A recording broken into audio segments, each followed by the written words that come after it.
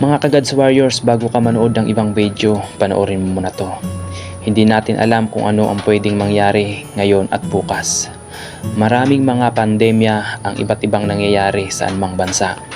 At ngayon dito sa Bicol ay isa na namang pangyayari na tuloy-tuloy ang ulan at ito ang kinahatungan ay ang pagbaha.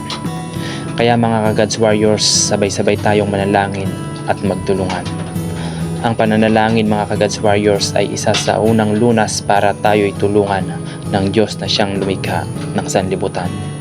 Ipanalangin natin ang ating bayang punong-puno ng yaman, subalit saan mapupunta ang ating yaman kung ganito ang magiging kahahantungan. Kaya wag na mag-atubili pang manalangin. Sagipin natin ang ating mga kababayan sa pamamagitan ng pananalangin. Dahil sa pamamagitan ng pananalangin, tutulungan ng Diyos ang ating mga kababayan na sa panahon ngayon sila ay nahihirapan. Kaya wag na mag-atubili pang manalangin sa Diyos na naglikha ng sanlibutan.